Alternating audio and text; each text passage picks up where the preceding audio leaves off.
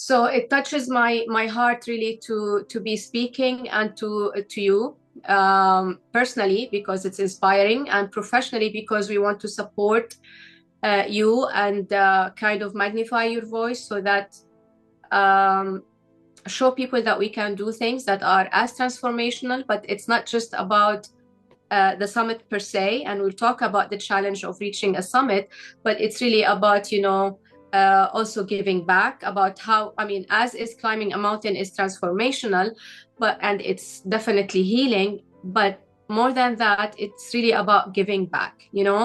And first of all, let me now hear a little bit you introducing yourself, Mona and Dana, and then we'll take it from there. Hi, Suzanne, and thanks for those wonderful words of introduction. Maybe very quickly, my name is Mona Abou Hana. I'm Lebanese, born and raised in the mountains, hiking most of my childhood, I would say. I live in Dubai, and currently I'm the mother of two daughters, 10 and 7 years old, Lou and Lenny. And so always loved hiking. And I think it's safe to say Kilimanjaro is on everyone's bucket list. So it's been on mine for a while. But and we'll get to that, I think, through this discussion. The reasons why we're doing it may have differed a bit than just being on a bucket list. And I'm Beautiful. Dana Baki. I am originally Lebanese, grew up in the US, and have spent a lot of my childhood in Lebanon. Um, I have lived in Dubai for 13 years now, and I have two boys, one 10, one 7. My eldest, Zain, is autistic, so we'll talk more about our story and the journey there. But that's added quite a bit to the life journey. Um, I have not been a hiker my whole life, I'll be honest. I know I'm originally from the mountains, Lebanon, but nature has always been very important to me. But hiking has just been a once in a while hobby. So this is something I really, really look forward to. Working out in athletics has been a big part of my life in recent years, but I can't say that I'm a mountaineer by by childhood. So I think I'm very interested in the experience of it, but I think for me the disconnection and those 10 days themselves are going to be what I look forward to most out of everything. Amazing. I mean, I'm hearing magic words about, really disconnecting to detoxify and then connect within. Um, I'd like to ask you now, after I heard you, is about your why, if you can really think, what is your why? And no filter. I mean, whether it's the physical, whether it's the mental, whether it's the detoxification, digital detox, what is your why? Because I'll tell you why I'm asking this, because there will be minutes and hours and days where you're going to ask yourself, why the hell am I doing this? So if you don't really think your why, you're going to say, I have a comfortable bed, I have, a hot shower, I have a good meal back at home. Why am I, really torturing myself like this? Well, it's going to be the headache or the nausea or, out of breath. So what is your why? I think for me, there's multiple levels to it. I think I'm very good at torturing myself, so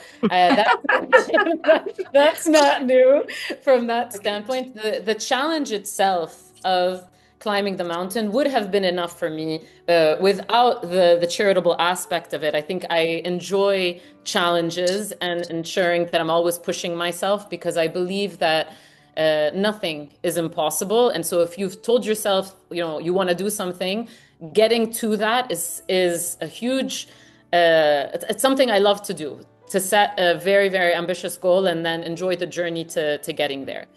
That being said, there's a much deeper now why on top of that personal, the original why that could have existed, which is around the charitable aspect that we have added to the whole expedition. And that has been such an incredible experience, not only because of the money that we've raised, but because to me, when I think about it, it's the number of people that we've actually gotten involved in these causes that is even more powerful the money raised. The number of donors, even if they've given $2, is something powerful to me. And the number of institutions like Rahhalah and others that have come and supported us, that is now my why on top of it. To say, okay, we've now created a movement, a small movement, but a movement that Absolutely. we now need to really live up to. Yeah. And I'll try not to repeat a lot of what Dana said. I mean, we've been friends for a while now, so we're quite in sync on a number of things. So on a similar note, I'd say it is quite multi-level. For me, I love adventures. It's one of those things that I want to do, that I want to push my limits. And I have to say, when we signed up for this, we didn't understand every single physical challenge that we're going to encounter. So, Dana and I exchanged text messages and calls to say, shall we take the pill that helps us with the altitude acclimatization or not? So we didn't know the extent of the physical, things that we're going to encounter. But even with that, just the adventure part of it, for me, something I wanted to do. The second is certainly raising awareness on these two causes. Both of them are very personal to us, and in a way, for my cause, at least for cancer, I had cancer last week. I discovered it very, very early stage. I was very lucky to have it surgically removed and not necessarily maybe go through the full journey that I've seen family members, friends, people around me go through it.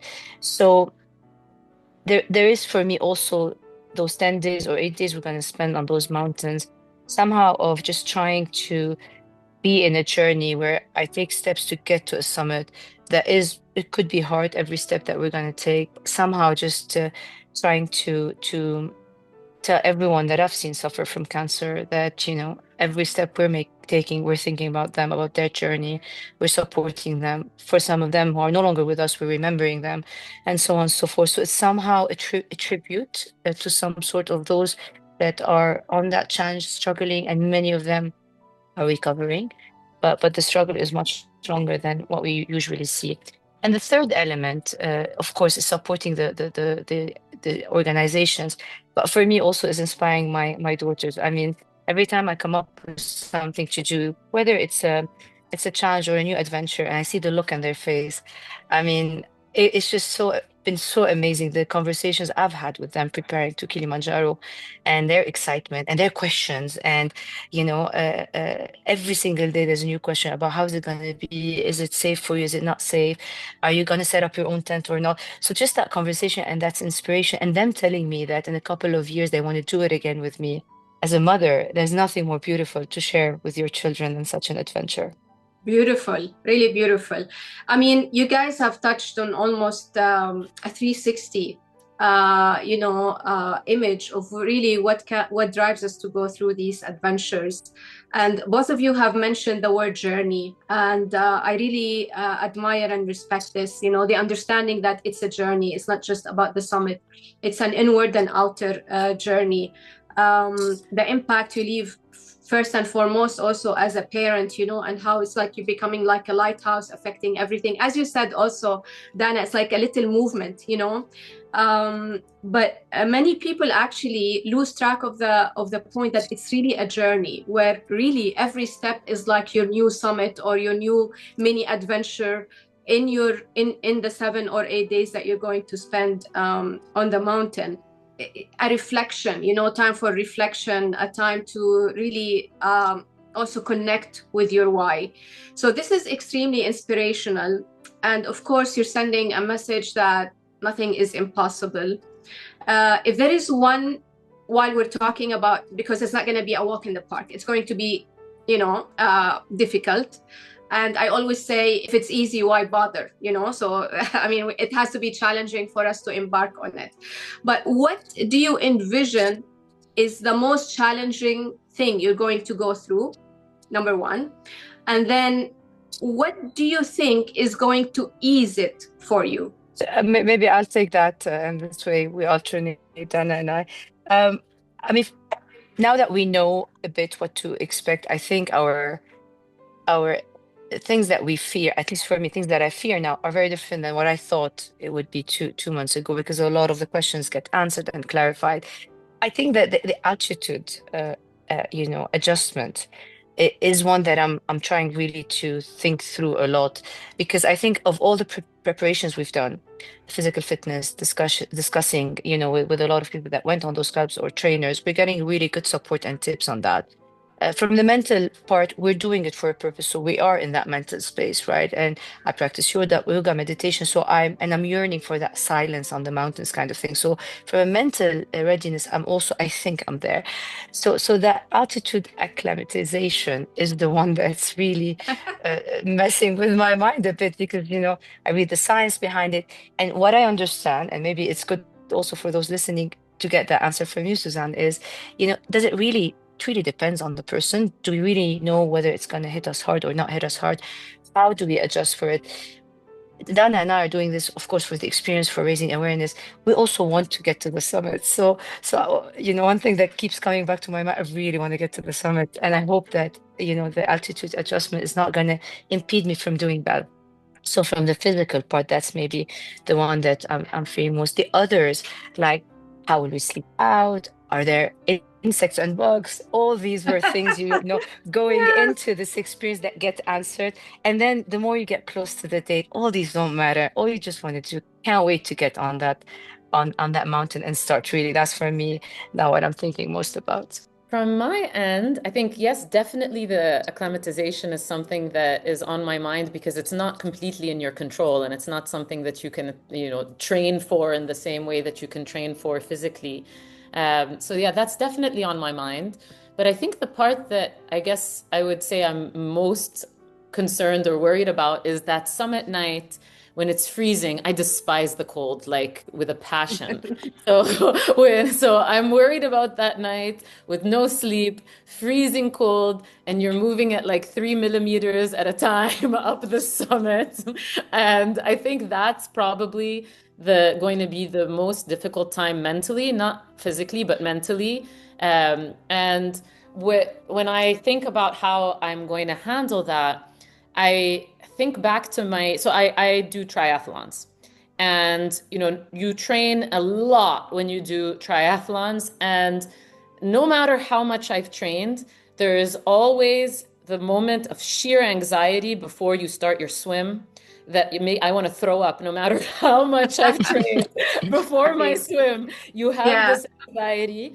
And then it calms down once you start swimming. And then somewhere, whether it's in the cycle or the run, there are these really difficult moments. And I've had to create ways for myself in those races to bring myself back into the moment. And so I'm thinking about how I can reapply that on the mountain. So there are particular songs that I listen to before my triathlons, and they're very special to me. And there's something that Name one.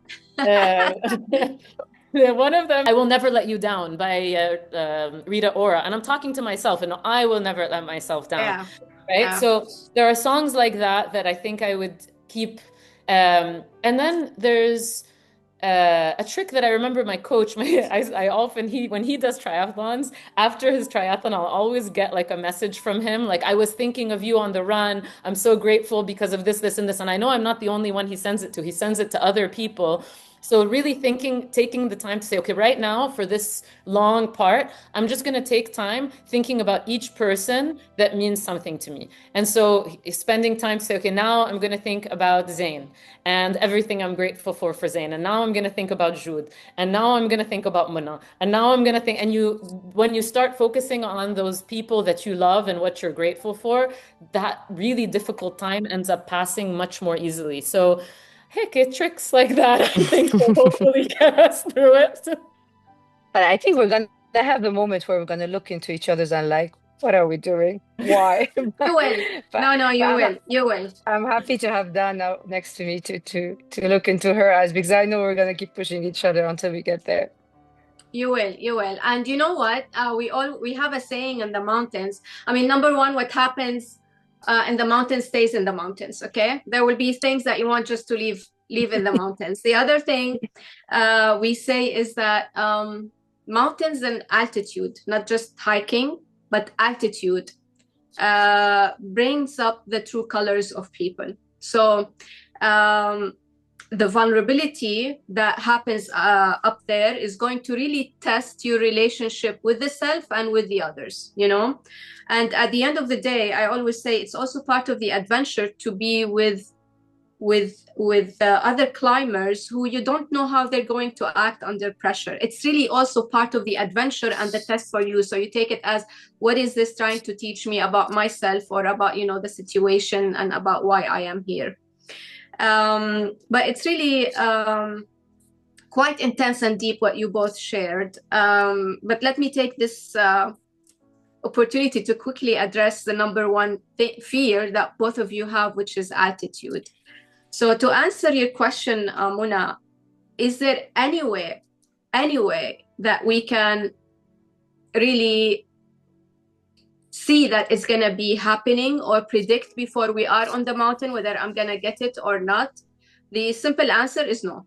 You know, so you can be somebody who climbs mountains like every 2 months, and then, you know, in that one expedition you're hit by altitude. There are times that somebody never climbed a mountain and they are not hit by altitude. So there is really no formula of what can happen. And this is part of the mystery, you know, this is part of the adventure. However, having said that, there are things that we will be advising you to do every step on the way, so that we minimize how it's going to affect you. And if you listen to it with grace and practice it with grace, then you should be okay. Yeah, don't fight the mountain. Just flow with the mountain. So when we're telling you that you have to drink and hydrate, just listen. You have to pace yourself. You have to listen to your body. So maybe some days Mona is feeling a little bit more, I don't know, active, for example, or more energy. It's fine, you know, embrace it, have it with grace without comparing ourselves to others. If another day Dana is feeling, you know, the same way. So it's not really a race, it's really a journey, and we'll have hours up, hours down. That's absolutely normal. And we can talk more about altitude. You can reach out to me, you know, so because this is a topic also to discuss about Dimax, no Dimax, you know, sleeping, about, you know, the cold we're going to feel when we go to camp, because we're going to be cold, especially, I mean, you said that you don't like the cold. Sometimes I laugh at myself because I'm wearing, you know, my 2 icebreakers, 2 liners, and a down puffy, you know, pants when I reach camp, because at camp I like to be warm, you know, as much as possible. But then I learned from all these big mountains is that really think about it. Did you ever hear of somebody really dying because they didn't sleep? Not really, you know. Like, did you ever really hear about somebody not being able to run their 5K because they didn't sleep? I mean, if you are already fit for it, not really. So it's really a mental challenge that when we lack sleep, we just feel agitated. We feel, you know, it's a bad day. But you have to overcome that, because there will be nights that we're not going to be able to sleep, for sure. But then, you know, you power through. You just power through the next day, and then hopefully you're going to take a nap, or you're going to have a better good night's sleep. Summit day, no matter where, whether it's a 1,000-meter peak or whether it's a 8,000-meter peak, you never sleep on summit days. I mean, that's a given, and that's why the sleep afterwards is really nice, and the big burger, you know, it's really nice, and and all that is really nice after the summit day. But you just have the mindset that all summit days are like that. All summit days are really, really cold, without sleep, and that's why we earn them, you know. So we have to earn it, and the way we earn it is like this. So you just power through. Music will help you, notes from your children will help you, thinking about the charity will help you, just breathing in and out and connect with your breath. I mean, both of you have done adventurous and endurance activities. Both of you are also doing this for charity. So there is a lot that's going to be kind of a meditation. We call it walking meditation, you know, and it really is walking meditation. You're gonna go to areas that maybe you have never, I mean, deep inside within, that maybe you haven't, even in your deep meditation, you haven't been able to tap into them. So embrace that when it happens. Now, of course, we're talking about, it's not just a charity that is, like, I worked with charities maybe there was some kind of empathy or affiliation, but I did not have that personal experience to really be connected to that charity. In your stories, guys, you have the personal experience. And I'd like you to talk a little bit about why you're supporting these charities, why they're very close to your heart. And I'm sure that the notes and the good work that these charities are doing are the things that are going to take you that one more step, you know, and then another step. And you just think about that next step. That's all you need to do. You know, don't look at the summit high up. Just think about how far up you've gone instead of how much more do I have to go. So tell us a little bit about the charities and why they are so close to your heart, so that people can obviously learn about them, support you, and then we're gonna leave the links to how people can donate as well. Go ahead, Dana. Okay. Okay. So I am supporting Open Minds in Lebanon. It's an organization that helps support families get the therapy and the services that they need for children and adults with neurodevelopmental disorders, particularly autism, but others. And, you know, we don't need to talk about the situation in Lebanon, but, you know, as you can imagine, having access to that sort of therapy is very difficult in times like this, economically, but just generally. I'll come back to Open Minds. I'll tell you a little bit about my story and then come back to why Open Minds means a lot to me.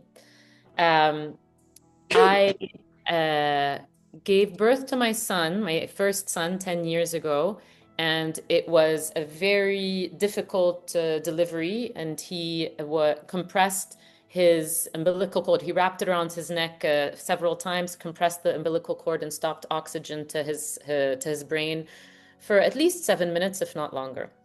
And when he was born, he looked dead. He was basically dead. And we had to rush him to the NICU, and he stayed in the NICU for several weeks while he went through treatment there. And they told us at the time, they did all the tests, the MRIs, etc. They told us at the time that everything seemed normal, but that we needed to track him because there was most likely damage to the brain and that we needed to make sure to track him. As you can imagine, those first few months were traumatic on their own, but then, you know, within around 11 months old, we started noticing he had developmental delays, and we luckily were able to, because we were watching him like hawks, we were able to catch it very early and start therapy very early for him, occupational therapy, speech and language therapy, physiotherapy. And so we started at 11 months, which is incredible. You know, most people, they tell you early detection is the most important thing. And we were very lucky from that standpoint to catch it early and to be able to afford the amount of therapy that he needed. And when I tell you the amount of therapy that he needed, he's incredible. He has a 40-hour job with his therapy, really. He is, to this day, still doing 40 hours of therapy a week, which is a lot. And so he, from a young age, he was doing therapies that would help him learn how to do things that come as second nature to us, right? So whether it be moving his tongue like this, jumping, talking, writing, feeding himself, like we, you know, it made me realize how much we take for granted. But we were so lucky to have access to these amazing therapists from such a young age. And it exposed me to a world I didn't even know existed, really. And it became, you know, most people don't know that I live this other life, which is very different in that world. And so when we got the autism diagnosis, he was 3 years old, because they don't diagnose earlier than that. So that's the youngest you can get a diagnosis. And it was a huge weight lifted off my shoulders when I got that diagnosis, because before then, I felt like no matter how much therapy I was giving him, that I wasn't giving him everything he needed. I knew there was something missing and I didn't know what it was. And I was struggling with my own journey on handling it all, which was a whole other thing. And so finally getting that diagnosis actually relieved me because I knew what was missing and I was able to get the additional pieces of ABA that he needed to give him what he needed. Now, he's from a young age such an incredible boy. Like he never has questioned why he has to work harder for things than other people. He just puts the work in with the biggest smile on his face every day. And he doesn't complain and he just keeps going at it. And so we're super blessed to have Zain, and he's an inspiration on his own without anything. But we're so lucky that we can afford this. It's so expensive, and it is not something most people can access. It is not, it's not typical that someone can be able to access all of the things that we've been able to provide him. And so when I think of a family going through what we went through without the financial piece in mind, that's already something that my heart goes out, because I went through this journey and I know what an emotional journey it is as a mother in any circumstance. It's a journey. And then on top of that, if you add the financial burden of it all, where in Lebanon, we know what's going on, and that is not something that is affordable to most people. That's an additional piece of it. And then when you add on top of it that they're dealing with a million other things, and maybe this is not going to be number one on their list. No, okay, yeah, they need to feed themselves, they need their security, they need a million other things. And no, if you can relieve them, if you can give a mother just a little bit of relief to know that, okay, someone is going to be doing this for my child in a way that I wouldn't be able to do, to me, this is huge. It's something that means, I think, the world to me, but that I know would make a huge, huge, huge difference to not only the child, but the whole family. So that's why I'm supporting Open Minds. It's an incredible organization that's been able to support so many families and give them wonderful care. And I think, this is a commemoration of my journey, but in much, much bigger than that, if I can even give a fraction of that to anyone else, it would be success for me. I have a belief that when we are sent such angels from the heavens, like Zaid, it actually makes the whole everything around them very angelic, and mashallah, bless you. I mean, it's like, angels spreading light, and your grace as a parent of how to take this, how to commit, how to dedicate. And obviously you were in the unknown first until he was 3 years old, but then how to also to just be resilient all through this journey, and how to think and feel you want to reduce that suffering from other parents. Suffering is really much respect, and bless you always on this journey. This is so beautiful and touching, and I hope the same way it's inspiring me, that it's going to inspire everybody who listens to your story, and to really, as you said, it can be $2, it can be $5, it can be just, the sentiment, it's about the intention. MashaAllah, beautiful, coping with what God sent us. Thank you. And you said something that means a lot to me, Suzanne. You said these angels. Oh yeah. And I'll tell you, listen, I didn't think about it much before having Zain, very transparently. But now that I have him in my life, he is an angel. I know, really, mashallah, I look at him, and when I see how he is and how he approaches the world, it's so beautiful. It's pure. so pure, so beautiful, and with so much joy and excitement. And if I really sometimes I joke around, but I'm like, and I mean it though. I'm joking, but I mean it. I'm like, I wish I could approach the world the way that Zayn approaches the world, with such joy and excitement and love. And no, it's But he's really, teaching you this. But he's he teaching you is this. he is Yeah. 100% And you're teaching teaching me others. this. Yeah. Yeah. And I think this Alhamdulillah. is, people, you know, although it was very difficult Of course. at the beginning, sometimes I'm like, wow, why does it have to be difficult? It's not difficult, it's beautiful. And of Yeah. course it has its challenges, but it's so beautiful at the same time. And it took me time to actually view it that way, but now I'm like, wow, I'm so silly. I should have seen it like that from the start. And I want others to view it that way as well. And no, there's nothing wrong with him.